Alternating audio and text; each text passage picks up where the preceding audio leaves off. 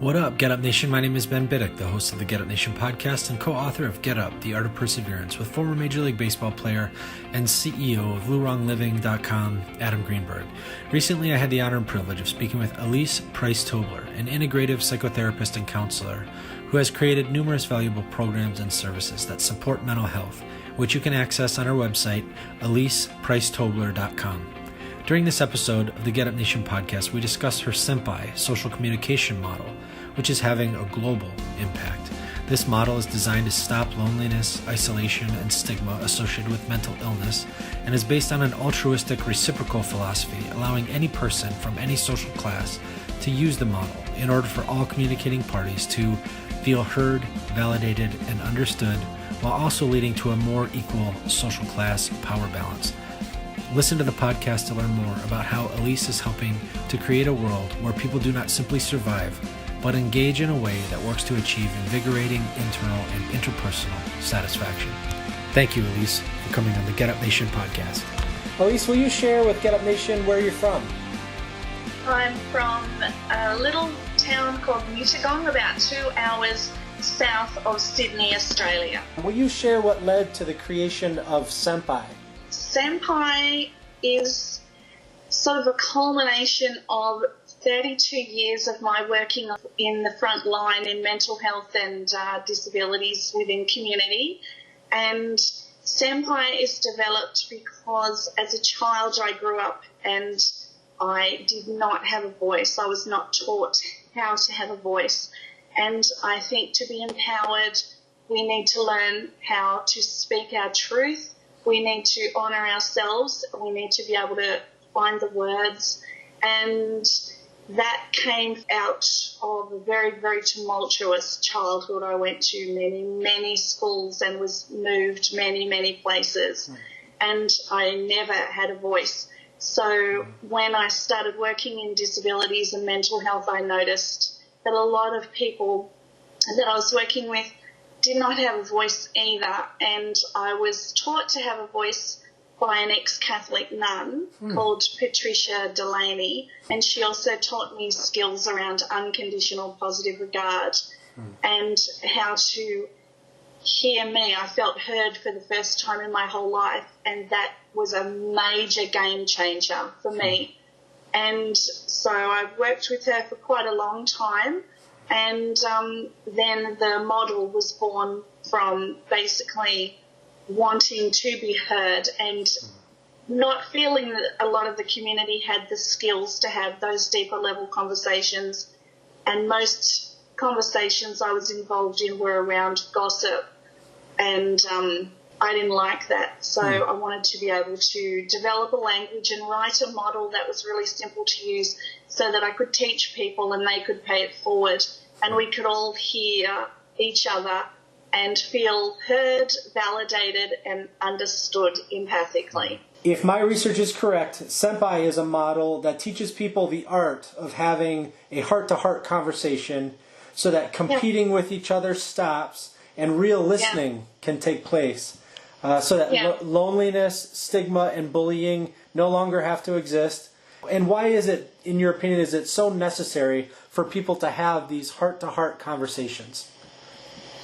Because I think that, especially in the community that I come from, the question, hey, are you okay? Nobody usually drops down to the next level. So I work in community with people who are experiencing primary homelessness and people with serious mental illness, and just even in the general community, no one really knows how to answer the question, are you okay, if somebody says no. Most people say yes. Right. So, or how are you? Yeah, great, I'm good. It's just such a generic question these days. And to actually answer a truthful answer takes time and be able to sit with somebody, and it takes empathic skills. And I'm trying to teach the community those empathic skills and to drop down and to have the art of heart-to-heart conversation. That's what my model teaches. So will you describe what Senpai is? Senpai is basically an acronym. So instead of saying, are you okay, I'm proposing a different question. So I'm proposing that we ask, how's your senpai?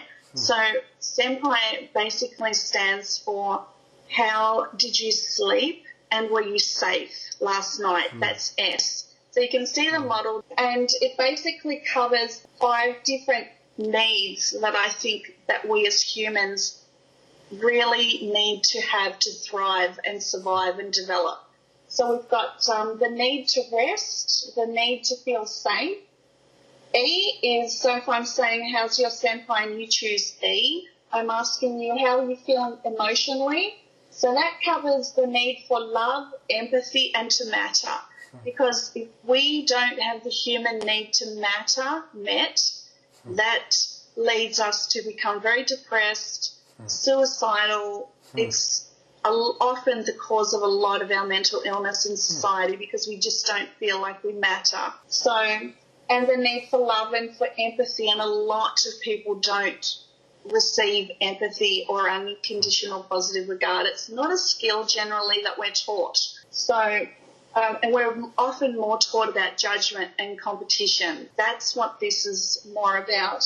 And then when I ask people, how's your senpai, if they choose the letter M, I'm asking them about how are you meeting your survival needs. So basically, that's the need for water, food, clothing, and housing. So I'm asking you, what have you eaten and have you had enough to drink today? Are you warm? What sort of housing are you in? So this goes a lot towards people who are homeless or even the other end of the scale. So people who are in corporate who may be about to lose their jobs because of the pressure, so they might be about to lose their rental property. Because it's only 3 paychecks away from working to becoming homeless in those situations. And a lot of the people that I work with who are on the street have been in corporate. They've been first responders and they've developed mental health issues and they haven't been able to maintain the lifestyle. So this is a really important question. And then next one is physical needs. So the need to feel physically well in our bodies. So a lot of people struggling with all the different diseases that are in community at the moment. This is a question for them and it gives them an opportunity to answer about how they're feeling. And it's also they can have a positive answer to any of these questions at all. So, yeah, my body's feeling amazing. So I've been to the gym and I feel great. Or, no, I'm going in for cancer treatment. So it's also a question that is very broad as well, and you can answer it any way you like. And then I, for inclusion in community, so the need to be included in community is absolutely pivotal because this is where loneliness is coming into play, and we're seeing loneliness as being a killer way higher than anything we've ever seen before within community. And a lot of people are saying, what are we going to do about loneliness? What are we going to do? And I'm trying to get the model out into nursing homes and people who are isolated in community or anyone with agoraphobia or just out there so that loneliness stops.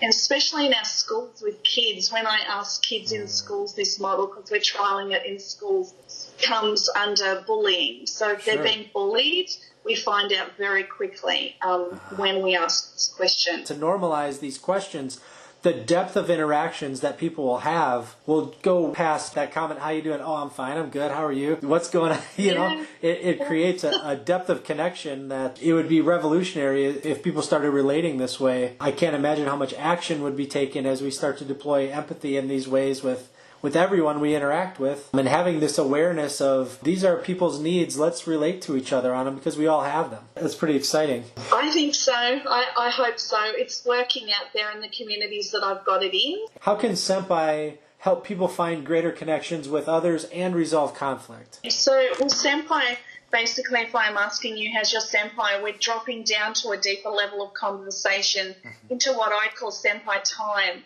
So to ask someone how's your Senpai, you need to be willing to give up some of your time and to sit with that person and run through this model because it's not a counselling model. Now, I'm a clinical psychotherapist, but I've written this for the general population to be able to work with each other.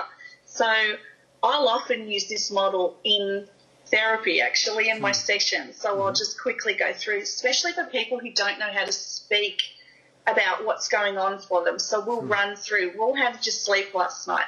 Because sleep's really interesting, because the first thing, if you're lying in bed at night, tossing and turning, you've got that one thought, oh, my God, my boss has just sent me a text. I have to go in the morning and explain what's happened yesterday. Right. Or, okay, Uncle such and such is coming into my room at night, so for the little ones, you know. So I didn't get any sleep. Why is that? Right. So sleep's pivotal. So just to go in, sleep generally is also seen as sort of a not terribly confrontational question. So asking someone how you sleep, but asking someone how you sleep is huge. It has like a lot going on. Did you get up at 3 a.m. in the morning? Are you sleeping? Are you sleeping too much? Are you hanging out for drugs? Like, are you sleeping in a park? You know, it's just a whole bunch of stuff that you can talk about. So, yeah, they're all entry questions, basically. You describe how people need a sense of personal equality and freedom to thrive. How does Senpai, how does this model help people thrive? It gives you the courage to speak your truth, because if you feel as though you're being heard and empathized with and somebody cares about you, you'll be able to actually go inside of yourself and look at what's happening for you too. So this gives us a snapshot exactly into how you are at this very moment. This is why it's been so successful with kids in the classrooms, because we can tell exactly where the kids are, whether they're sleeping in the caravan in the driveway. We can tell how they are emotionally. We can tell whether they're eating. We can tell whether they're being hurt by the physical question. We can tell if they've been included in the classrooms and in their community. We can tell so much just by asking this one question instead of, are you okay? And the kids go, why are you asking me that? You describe how people with differing opinions can honor each other, and even it even can cause someone they disagree with to feel heard, validated, and understood. Can you share some examples or scenarios of how you've experienced that? Yeah, absolutely. Well, this sort of speaks to class barriers as well, because I work with the homeless community and also I work with corporate executives to get them in a room. And what we've seen in the research is if we put people from two totally different classes in together and they hear each other's perspective, everything changes, and we all kind of come up to a very similar level of caring and understanding for each other, and the power imbalance shifts. And often what we'll see is they'll start to really listen to each other and understand each other empathically. So this is what this model does.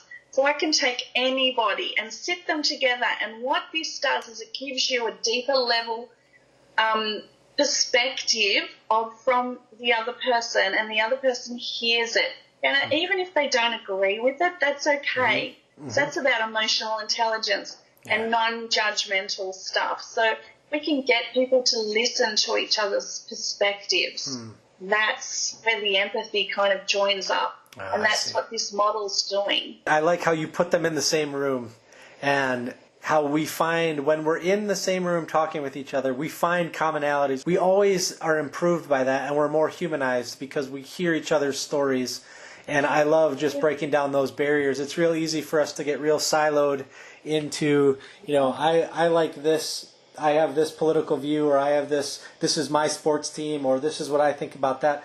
Do you find that also? We find ourselves surprised by how much in common we do have in those situations? And it's really interesting, especially with my homeless population, how many of them have come from a corporate background, or they've just been dads who really succumb to the pressure of everything that society is demanding of them to have, like the 2 cars and the major huge houses and all of the pressures. And then if they start to not feel heard or validated or bullied at work or anything like that, and they're taking a downhill road, the next thing sometimes we see is the families have gone, the house has been repossessed, and I'm talking to them in caves with little solar panels charging their computers. Really? It's like unbelievable. But then if I sit in a room with these guys, like, it's just we're all exactly the same. It's just all about choices and voices and hearing each other and helping each other and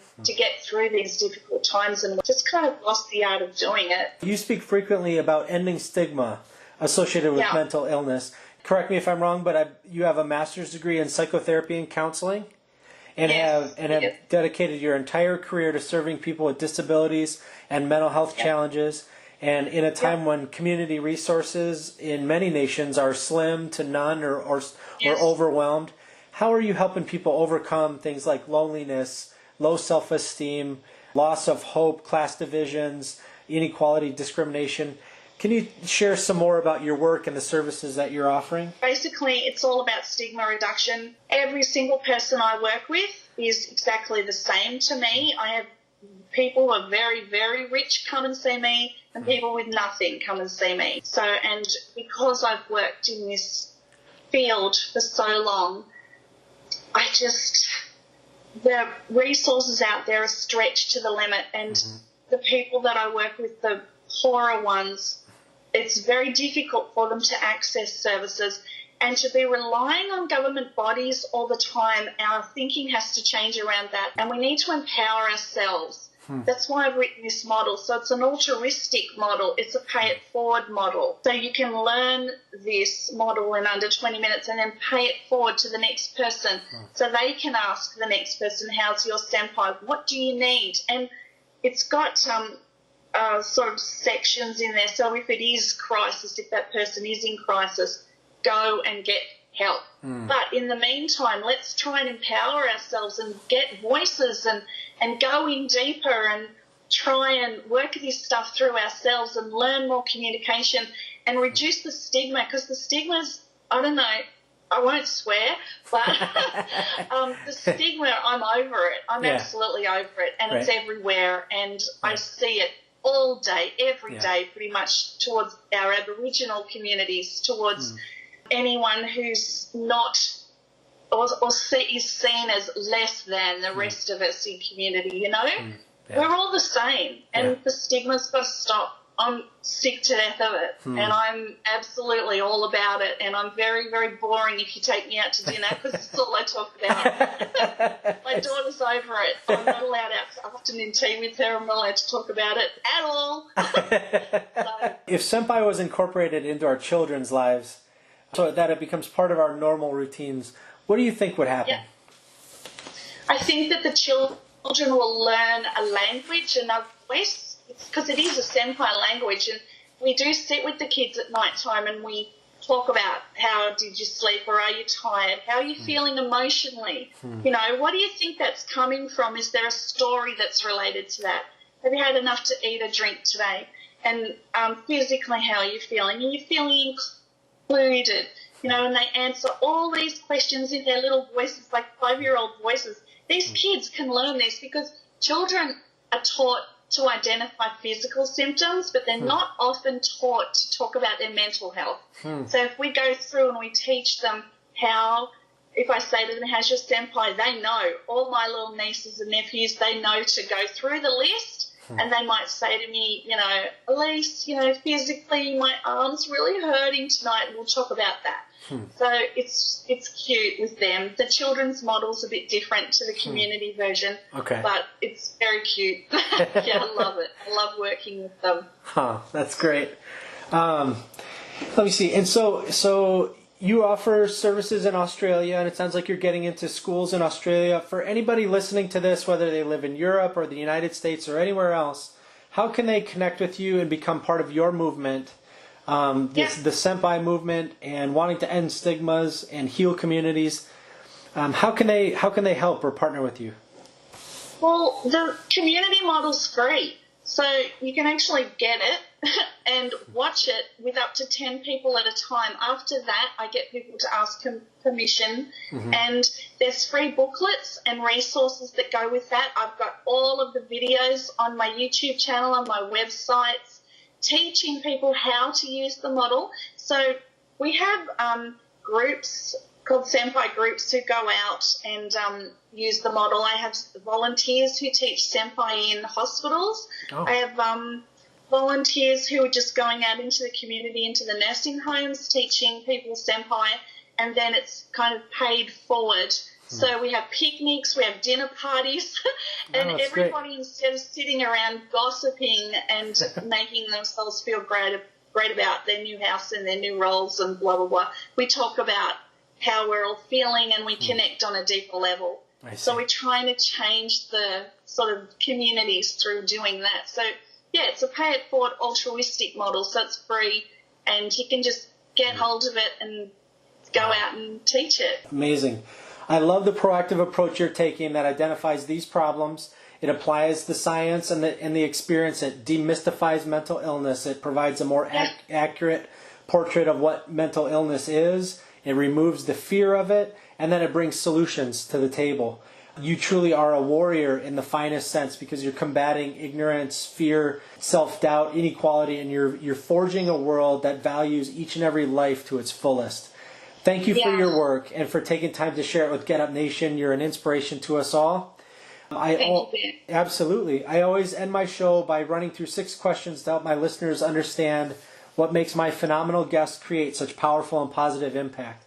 Will you run through these questions with me? Of course. All right. Who are you thankful for today? I'm very thankful for the ex-Catholic nun, Patricia Delaney. She saved my life and taught me that I mattered through unconditional positive regard, and now I pay that forward with love to others that I work with who've fallen through the cracks. I fell through the cracks. I was in the cracks. She taught me how to do this. She is who I'm thankful for. What are you thankful for today? I'm really thankful for having good mental and physical health because during my upbringing I didn't have great mental health at all. And I'm thankful for all the things that I've been taught by every person who's ever trusted me and allowed me to walk with them on their journeys. I am very blessed with all of the stories that have been shared with me. How do you fuel the fire within you? Oh, that's easy. Every day I know that my life's mission is to eradicate stigma, loneliness and inequality, and I'm not stopping until I'm dead. All right. That's basically awesome. That's it. And then what is one thing that adversity has taught you to value?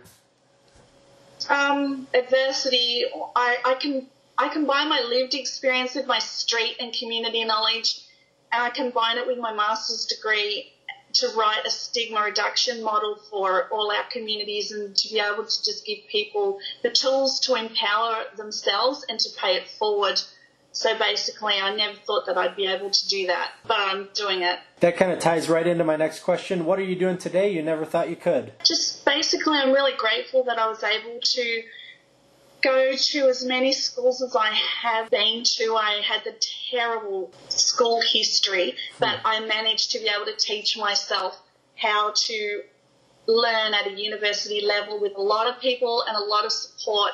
And for those people out there who've had crap educations, and I was expelled from 3 schools, so I was pretty full on, to be able to go through and get your education, get your university education and make a difference in the world, because always lived experience combined with university knowledge is extremely powerful because it gives me an edge. I'm really grateful for that. What do you plan on doing tomorrow that you never thought you could? Tomorrow I'm killing stigma and it's not going to exist in the world anymore, Ben. Everyone's going to be kind and empowered and empathic, and stigma's not going to be around anymore. That's what's happening tomorrow. Oh, I love it. Nothing too big. How can people learn more about you and your work? Follow me on Instagram or jump on my Facebook pages. I've got quite a few groups that I run, or jump on my website, www.senpai.net, and just keep an eye out for what's going on. And we've also just launched on Patreon as well. Nice. So we're trying to get money to cover the booklets, to be able to get it out there and to be able to go into schools. And we're also talking about going into correctional facilities as well. Oh, that's excellent. That's great. Yeah. We're trying to get out there, but it's hard. Yeah. And I'm not with a corporation. It's me. Oh, it's little me. I see. You'll take care of stigma tomorrow, and then you'll take care of that the next day. Thank you, Ben. I really appreciate the time. Oh, thank you for all your work too. I know what you're doing out there in community as well. Thank you, Alyse, for transforming the challenges you faced as a child into a beacon of light for others. Thank you for creating opportunities for people to transcend barriers, achieve connection, and find hope. Thank you for recognizing the urgency of the situation and not waiting around for a government to take an action. Thank you for valuing people enough to take action yourself. You're making the world the kind of place people want to stay in, participate in, enjoy, and give to their children. It's amazing what happens when we relate to others aligned with the truth that no matter who they are, they matter.